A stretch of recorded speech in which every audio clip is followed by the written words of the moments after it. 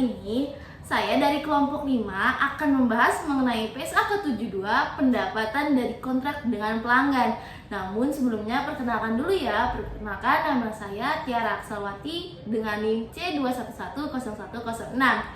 Saya di sini nggak sendirian nih, besti-besti. Ada rekan-rekan yang akan menemani saya dalam membahas PSAK 72 ini. Kita panggilkan ya. Hai. Sini dulu, pada besti. Oke. Selamat datang ya kakak-kakak di Akunsik Akuntansi Asik. Nih, pasti besti belum mengenalkan kakak-kakak atau rekan saya ini. Boleh perkenalkan ya? Halo, nama saya Nadila Asfiryani dengan NIM C2110338. Halo, saya Falsa Mulia dengan NIM C211561. Oke, di sini kita akan membahas mengenai PSAK 72. Tapi besti masih bingung dan bertanya kan, apa sih itu PSAK? Oke, aku akan menjelaskan sedikit mengenai PSAK. PSAK itu adalah pernyataan standar akuntansi keuangan, yang dimana PSAK itu sebagai pedoman utama dalam penyajian laporan keuangan perusahaan. Seorang akuntan wajib mengikuti format terbaru yang terdaftar di PSAK tersebut. Namun tetapi kita akan membahas salah satu PSAK yang dimana PSAK 72 bersama rekan-rekan dan kakak-kakak ini besti-besti. Dan besti-besti juga pasti bertanya kan, apa sih itu PSAK 72? PSAK 72, pendapatan dari kontrak dengan pelanggan adalah pendapatan dari kontrak yang pelanggan mengadopsi revenue from contracts per 1 Januari 2018 dan disahkan oleh Dewan Standar Akuntansi Keuangan Ikatan Akuntan Indonesia atau biasa yang disebut DSAK IAI pada tanggal 26 Juli 2017. Nah, PSAK 72 ini juga mempunyai tujuan atau ruang lingkupnya sendiri. Tujuannya adalah untuk menetapkan prinsip yang diterapkan entitas untuk melaporkan informasi yang berguna kepada pengguna laporan keuangan tentang sifat, jumlah, waktu, dan ketidakpastian pendapatan arus kas yang timbul dari kontrak dengan pelanggan. Nah, untuk mencapai tujuannya pasti ada caranya dong. Caranya adalah, yang pertama adalah prinsip utama ini adalah bahwa entitas mengakui pendapatan untuk menggambarkan pengalihan barang atau jasa yang dijanjikan oleh pelanggan. Yang kedua adalah entitas mempertimbangkan syarat kontrak serta seluruh fakta dan keadaan yang relevan. Sedangkan untuk ruang lingkupnya ada beberapa nih besti. Yang pertama ada PSAK 30 mengenai kontrak sewa, yang kedua ada PSAK 62 mengenai kontrak asuransi, yang ketiga ada PSAK 72 mengenai instrumen keuangan. Ada juga pertukaran moneter antara entitas dalam ini bisnis yang sama untuk memfasilitasi penjualan kepada pelanggan atau pelanggan potensial.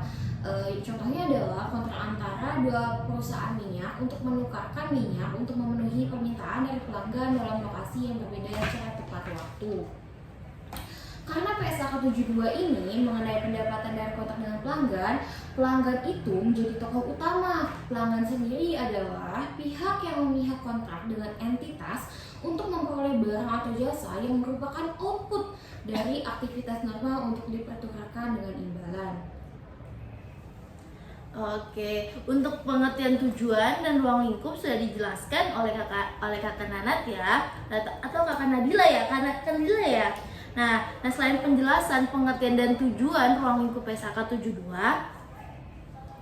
pendapatan apa saja sih yang diakui? Nah, ada beberapa pendapatan yang diakui pada titik penjualan. Yang salah satunya itu ada identifikasi kontrak. Entitas mencatat kontrak dengan pelanggan hanya jika seluruh kriteria berikut, yaitu entitas dapat mengidentifikasi hak setiap pihak mengenai barang atau jasa yang akan dialihkan. Nah, kontrak sendiri adalah perjanjian antara dua pihak lebih atau menimbulkan dan kewajiban yang dapat dipaksakan. Kontrak dapat tertulis lisan atau tersirat dalam praktik bisnis atau entitas. Kedua ada kombinasi kontrak. Entitas mengombinasikan dua atau lebih kontrak yang disepakati dan mencatat kontrak tersebut sebagai kontrak tunggal jika satu atau lebih dari satu kriteria. Salah satu kriterianya yaitu kontrak dinegosiasi sebagai satu dengan tujuan komersial tunggal. Tiga itu ada modifikasi kontrak, adalah perubahan dalam ruang lingkup atau harga kontrak atau keduanya yang disetujui oleh para pihak dalam kontrak. Entitas mencatat sebagai kontrak terpisah jika salah satu kondisi terpenuhi, yaitu ruang lingkup kontrak meningkat karena penambahan barang atau jasa yang dijanjikan bersifat dapat dibedakan. Oke, itu kayaknya Kak Falsu sangat gugup nih besti-besti. Wajar ya, kita juga sama-sama belajar seperti kalian besti-besti. Lalu saya akan menjelaskan mengenai janji dalam kontrak dengan pelanggan. Bukan janji manis kayak seperti doi kalian ya besti-besti.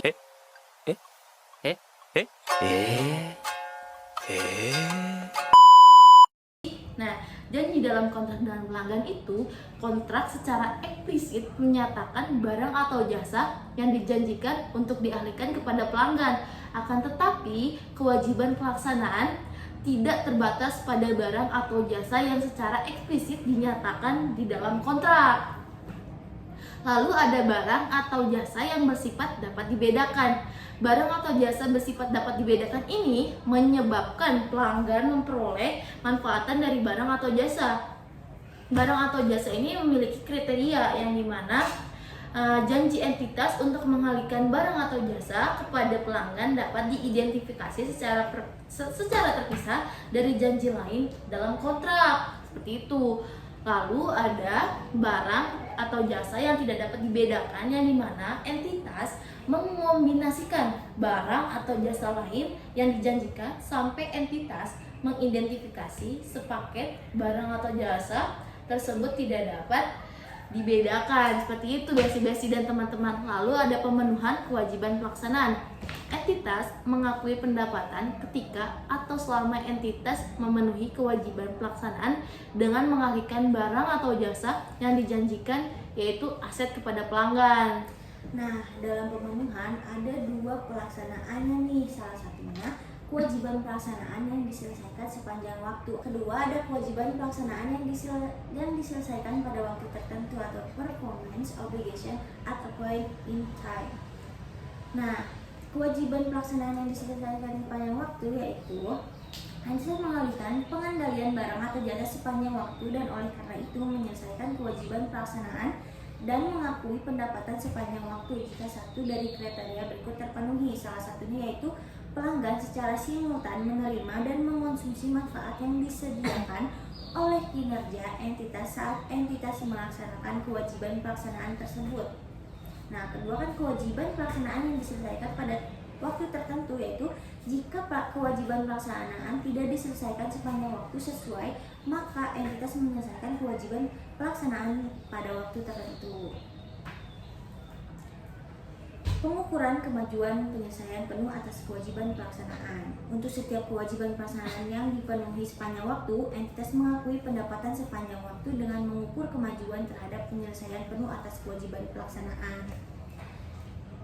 Dalam penyelesaian atas kewajiban pelaksanaan ada juga pengukuran harga transaksi, yaitu harga transaksi adalah jumlah imbalan yang diperkirakan menjadi hak entitas dalam pertukaran untuk mengalihkan barang atau jasa yang dijanjikan kepada pelanggan. Mengalokasikan harga transaksi terhadap kewajiban pelaksanaan dengan cara tujuannya yaitu ketika mengalokasikan harga transaksi adalah entitas mengalokasikan harga transaksi terhadap setiap kewajiban pelaksanaan atau barang jasa bersifat dapat dibedakan dalam jumlah yang menggambarkan jumlah imbalan yang diharapkan menjadi hak entitas dalam pengukuran untuk mengalihkan barang atau jasa yang dijanjikan kepada pelanggan. Membicarakan tentang transaksi, ada pengukuran yang menentukan harga transaksi. Ada beberapa nih, tapi aku cuma nyebutin beberapa aja ya. Yang pertama imbalan variabel, yang kedua liabilitas pengembalian, yang ketiga estimasi pembatasan imbalan variabel. Nah, ketika ada pengukuran pasti ada penyajian dan pengungkapan. Penyajian adalah ketika salah satu pihak dalam kontrak telah melaksanakan entitas menyajikan kontrak dalam laporan posisi keuangan sebagai aset kontrak atau liabilities kontrak bergantung pada hubungan antara kinerja entitas dan pembayaran pelanggan. Entitas menyajikan hak tanpa syarat terhadap imbalan secara terpisah sebagai piutang. Nah, pengungkapan dibagi menjadi 3. Nah, yang pertama itu kontrak dengan pelanggan. Nah, kontrak dengan pelanggan ada beberapa yang harus disiapkan. Yang pertama saldo kontrak, kedua harga transaksi yang dialokasikan terhadap sisa kewajiban pelaksanaan, ketiga pemisahan pendapatan dan kewajiban pelaksanaannya. Nah, yang kedua itu mempertimbangkan signifikan dan perubahan dalam pertimbangan yang dibuat dalam menerapkan pernyataan ini terhadap kontrak tersebut. Nah, yang ketiga itu ada aset yang diakui dari biaya untuk memperoleh atau memenuhi kontrak dengan pelanggan. Nah, entitas mendeskripsikan kedua hal itu, Kak. Salah satunya itu pertimbangan yang dibuat dalam menentukan jumlah biaya yang terjadi untuk memperoleh atau memenuhi kontrak dengan pelanggan. Terus kedua, metode yang digunakan untuk menentukan amortisasi setiap periode pelaporan. Oke, wah ternyata sangat seru sekali ya teman-teman. Besti kalau membahas tentang PSAK 72 ini kayaknya gak ada habisnya, seru banget gitu ya. Nah, kan PSAK 72 ini mengenai biaya kontrak, ya betul gak sih? Gitu. Nah, tadi juga sudah disinggungkan dengan Kapalsa mengenai kontrak. Pasti kalau kontrak itu berhubungan langsung dengan biaya, betul ya dong? Betul. Masa iya kita di kontrak nggak ada yang namanya biaya, seperti itu kan? Nah, di dalam kontrak itu, biaya kontrak itu ada apa aja sih kakak-kakak? Nah, jadi biaya kontrak itu dibagi menjadi 3. Yang pertama ada biaya inkremental atas perolehan kontrak, biaya yang terjadi jika kontrak belum diperoleh. Entitas mengakui biaya inkremental atas perolehan kontrak dengan pelanggan sebagai aset jika entitas memperkirakan untuk memulihkan biaya tersebut. Nah, yang kedua ini ada biaya pemenuhan kontrak. Entitas mengakui sebagai aset atau biaya yang terjadi untuk memenuhi kontrak hanya jika biaya tersebut memenuhi kriteria. Yang pertama, biaya berkaitan secara langsung dengan kontrak yang diantisipasi dapat diidentifikasi secara spesifik oleh entitas. Nah, yang kedua ada biaya diharapkan akan dipulihkan. Yang ketiga ada amortisasi dan penurunan nilai. Entitas mengakui kerugian penurunan nilai dalam laba rugi jika jumlah tercatat aset yang diakui sesuai dengan jumlah sisa imbalan yang diharapkan entitas untuk diterima dalam pertukaran barang atau jasa yang berkaitan dengan aset dikurang biaya yang berkaitan langsung dengan penyediaan barang atau jasa dan yang belum diakui sebagai beban. Nah, dalam penyelesaian penuh atas kewajiban pelaksanaan ada metode pengukurannya juga loh. Ada metode input dan metode output. Metode input mengakui pendapatan berdasarkan usaha atau input entitas atas pemenuhan kewajiban pelaksanaan.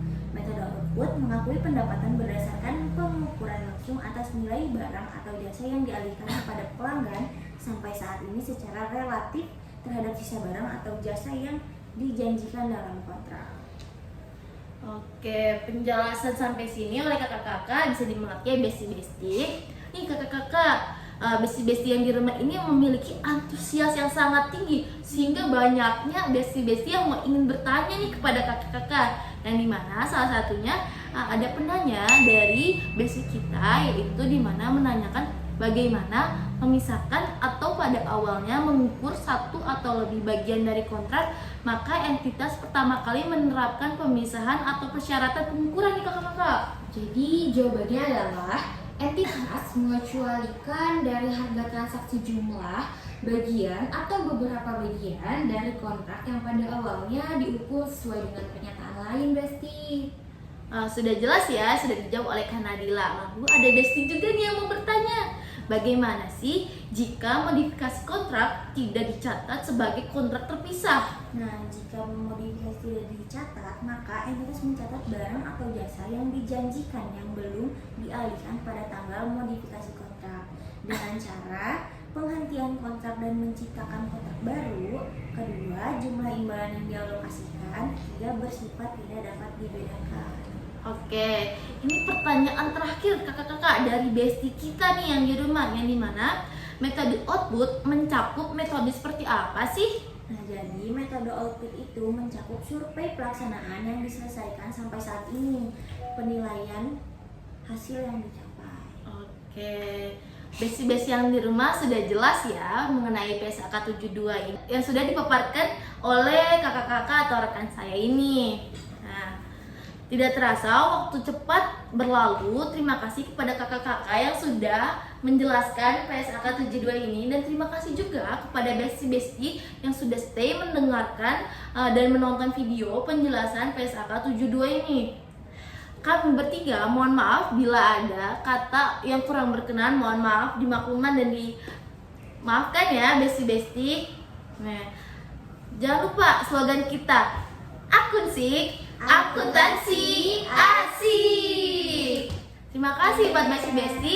See you next time.